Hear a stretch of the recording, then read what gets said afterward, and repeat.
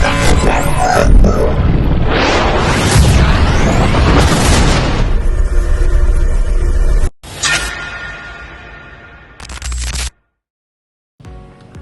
shalom, assalamualaikum warahmatullahi wabarakatuh. Selamat siang, perkenalkan saya Paulus Jimenez Ome bersama dengan rekan-rekan saya di tempat ini. Yang pertama ada sebelah kiri, saya Stefani. dan di sebelah kanan saya ada Martin Alwatahir. ya. Demikian perkenalan kami, dan di dalam video kali ini kami akan membahas tentang bagaimana pengembangan website koperasi yang kami kembangkan dalam tugas yang kami bahas di dalam video ini. So, simak video penjelasan kami dimulai dari Adinda Stefani. Dipersilakan. Baik, di sini saya akan masuk pada sisi kedua. Kami telah membahas judul kami, yaitu pengembangan website Koperasi Jehovah Jireh di Hub Manado, di mana koperasi yang sebelumnya mengandalkan sistem manual kini bertransformasi menjadi platform digital berbasis web yang terintegrasi. Nah, proses administrasi lebih cepat, transparan, dan efisien. Nasabah bisa mengajukan pinjaman tanpa harus datang ke kantor, sementara tim koperasi dapat bekerja dalam satu sistem yang sinkron. Nah, dengan digitalisasi ini, koperasi menjadi lebih modern, meningkatkan kepuasan nasabah, serta memperkuat efektivitas operasional. Nah, adapun itu rumusan masalahnya, yaitu yang pertama, bagaimana merancang sistem informasi koperasi web yang terintegrasi agar dapat menciptakan proses administrasi dan pengajuan pinjaman. Nah, yang kedua, bagaimana sistem dapat meminimalkan kesalahan pencatatan data yang sering terjadi pada sistem manual. Nah, yang ketiga, bagaimana sistem informasi koperasi ini dapat meningkatkan transparansi dan koordinasi antara bagian koperasi atau admin, supervisor, dan pimpinan. Nah, yang terakhir itu ada bagaimana nasabah dapat dengan mudah mengakses dan memantau status pengajuan mereka secara digital. Melanjutkan pembahasan sebelumnya, yaitu rumusan masalah, saya di sini akan membahas tujuan dari penelitian ini. Tujuan yang pertama, meningkatkan efisiensi operasional koperasi melalui sistem yang terintegrasi. Dan yang kedua, mengurangi tingkat kesalahan pencatatan dengan menyediakan fitur validasi data operasional atau otomatis.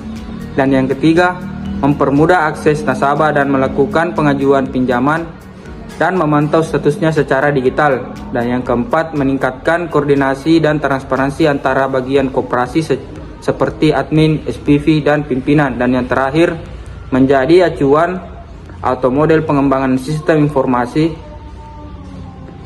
koperasi digital bagi koperasi di Indonesia. Oke, super sekali. Jadi sekarang kita akan masuk di bagian tentang pembahasan metode pengembangan sistem yang kami pakai sebenarnya apa.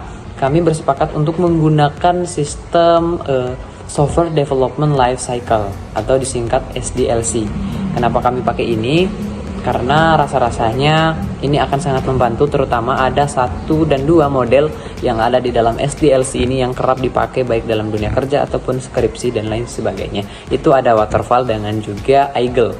Waterfall sendiri itu ada seperti menganalisis, itu sangat membantu tentunya buat kami bisa tahu user-user apa yang dipandang perlu untuk ada di dalam satu sistem yang kami kembangkan, baik itu hubungannya user dengan user yang lain dan juga interaksi di dalamnya gitu. Yang kemudian ada di desain itu tentunya tidaklah jauh dari apa yang kami analisis.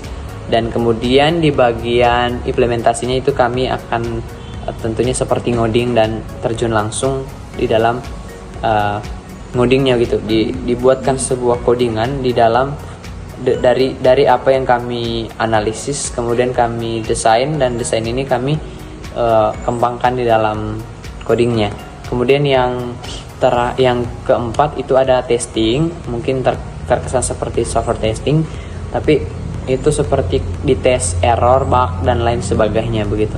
Kemudian ada deployment, itu bagaimana kami ngasih ke user, si stakeholdernya kami pakai dan lain sebagainya, nanti akan ada feedback dari mereka entah kurang dan lebihnya. Nah, kemudian dari situ akan masuk ke maintenance-nya lagi. Mungkin kami akan memakai seperti waterfall ini, dan selanjutnya kenapa kami bilang mix dengan konsep Eagle, karena dengan Eagle kami akan melanjutkan model sebelumnya, ini adalah waterfall. Kami akan konsentrasi lagi ke Eagle, karena di Eagle ini kami akan konsentrasi satu fitur dulu, anggaplah satu fitur yang tidak relevan ataupun direvisi sama si stakeholder.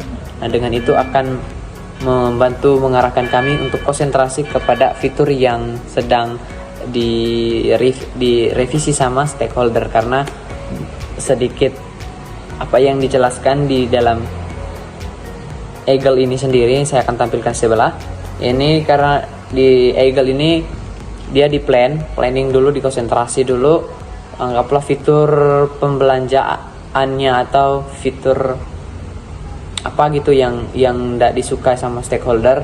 Nah, konsentrasi kami sampulkan satu dulu.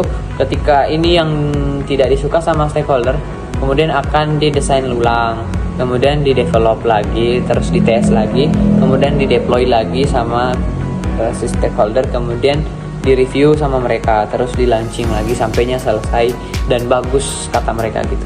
Jadi seperti itu yang kami punya, yang kami pakai di dalam model waterfall dengan juga Eagle. Seperti itu Bapak Ibu, terima kasih.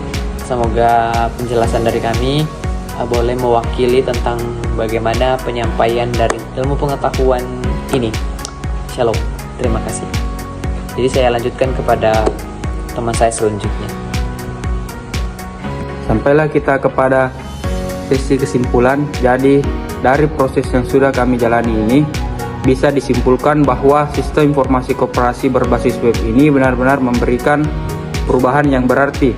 Sistem ini hadir sebagai solusi dari berbagai masalah klasik di koperasi, seperti proses yang lambat, pencatatan manual yang rawan salah, dan koordinasi antar bagian yang kurang maksimal.